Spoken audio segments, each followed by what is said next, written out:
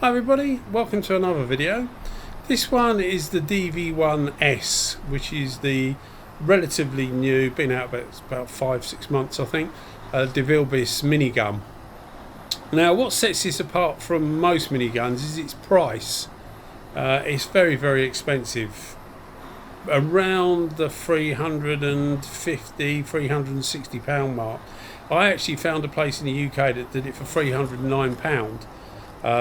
I will put a link in the description. I don't normally do that because I do buy all my own stuff. You know, I'm not here to promote anybody, but it was a really good price, so I will put a link in the description so that you can find it.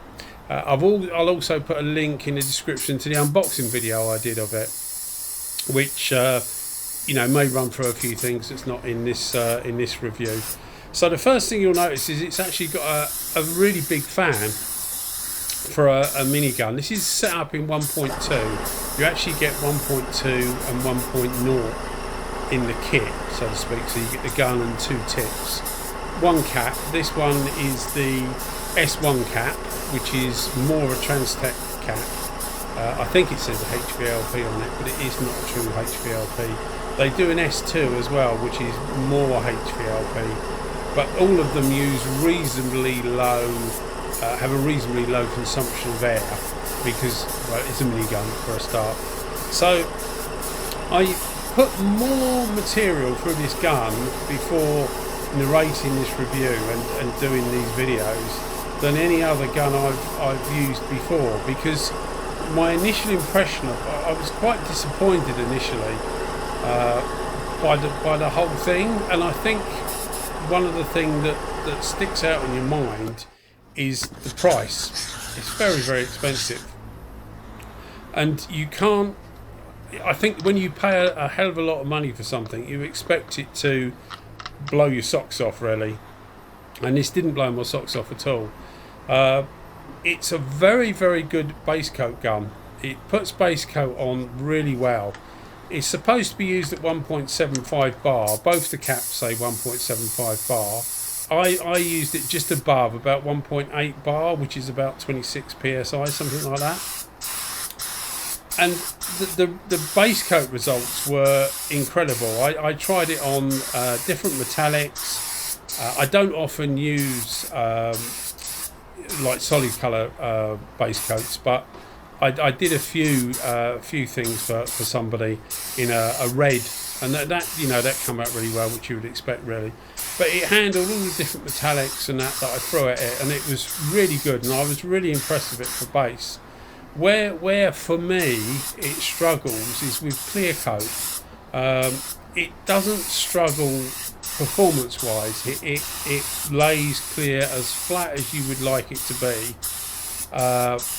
but it takes a hell of a long time to do it. It's a bit like, if you can imagine, a beefed up LPH-80. Now the LPH-80 is a really good quality spray gun, much cheaper than this, but a really good quality spray gun. But I always find that for a 1.2 spray gun, the LPH-80 has a small fan, and it really takes a long time to do anything of any size.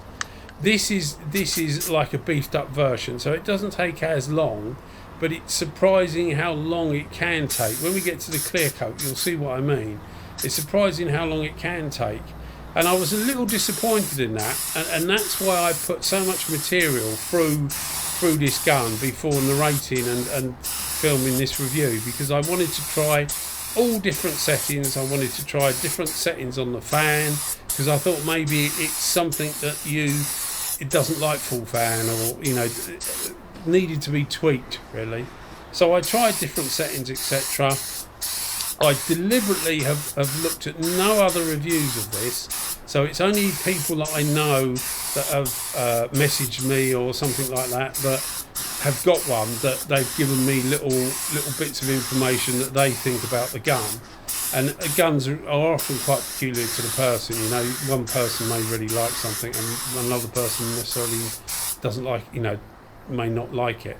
So it's not, you know, just because it's two people say it's really good, it doesn't necessarily mean it's really good. It might not be good for you. So I sort of like listened to what people were saying, as I say, I've looked at no reviews on YouTube, and I know there are some other reviews out there.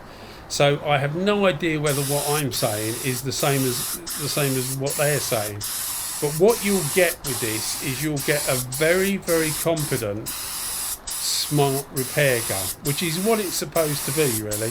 It just struggles with the bigger stuff. Now this is a 5-gallon motorcycle tank, actually a Kawasaki tank, but it something like this because it just takes quite a while. And when you're paying that much money, I just expected it to be really good at everything. And it's finish wise, it's very good at everything, but it just takes a hell of a long time for Clearcoat. So, you know, I'm left then thinking to myself, well, what would I do if I had the money, you know, the 350 quid or whatever most people ask for these things. If I had the 350 quid, which is about $490 US, what would I spend it on? I mean, I think the W300s, the WBs are better than this gun for both Basecoat and Clearcoat. They operate at a lower pressure as well, and they are really nice to use.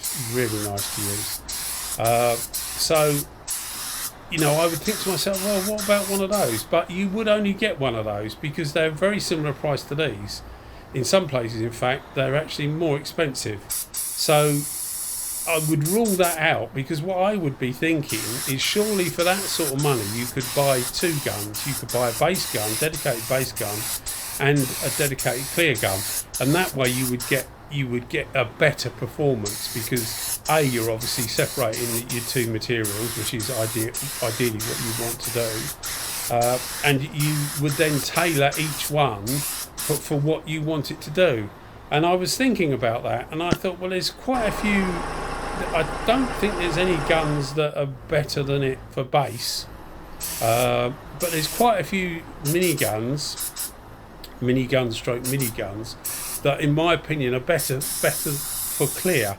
And you'll see us now, we're just starting the Clearcoat, and you'll see it's relatively slow, and that is something that, you know, I thought to myself, well, I would want really a bit more than this. But then I kept thinking to myself, well, it is a spot repair gun, so if you're only doing a bumper corner or a fender corner or whatever, then maybe this is actually ideal for what you would need, be it really expensive. But I mean, for example, the AZ4 1.3 with the AZ2 cap is a much better clear gun than this. A couple of the Kiwami 4s, the 1.4 with the B8 cap, which is a base gun, that's a better base gun than this. They also do a 1.6, I think it's a K12 cap. That's a better clear gun than this. So you think to yourself, well, you could buy that as a clear gun, and you could get another confident base gun, AZ4 1.0, the ANI R160, lots of different guns that you know, the two prices together are the same price as this thing. So that's where it left me, really. I don't want to say that the gun's no good, because it's a very, very good gun, but it's a little bit frustrating on the Clearcoat, really, which is the same problem I have with the LPH80. It just takes too long, really. I'm going to do a video with the SRI Pro Lite. From memory, the SRI Pro Lite is quicker for Clearcoat, and probably a better all-round gun, and it's obviously cheaper as well. So I'm going to do a few comparison videos, but I thought I'd get this up and just share my thoughts with you, really. I was disappointed, because when I saw the big fan, I thought, oh, this is probably going to be quite good, and as I say, it works fine for Basecoat, but it's just a little bit too slow for clear. You can see it atomizes really, really well. You know, it'll give you a really good finish. It just takes a little while. You can see that I'm actually moving quite slow just to get the finish that I need. You know, I'm not trying to replicate anything here. I'm trying to get it as flat as possible, just to show you guys what it can do. And it just takes quite quite a while really. So I would very much question the value of the gun rather than the ability, if that makes sense. It can work and it can do most things really well, and I guess if you're just using it for smart repairs, then it may well be a great gun to have. But I wouldn't use it. I wouldn't sort of rate it as particularly in my head being a really outstanding gun for Clearcoat. As I say, basic handles superbly. Clear it seems to lack a bit, and I'm not saying that because it lacks performance at the end of the day, because the finish is superb. But there's other guns out there that will give you as good a finish. Yeah, I mean, you probably wouldn't say slightly better, but as good a finish at half the price in half the time, if that makes sense. So yeah, I mean, where it stands with me, it's a good gun. I'll keep it and I'll use it. It's got finesse, I suppose you would say. It's got finesse, whereas some of the other guns you get don't have that sort of finesse. And here's the finish. I mean, you can't argue with the finish. It's a superb finish. But for that sort of price, I would expect.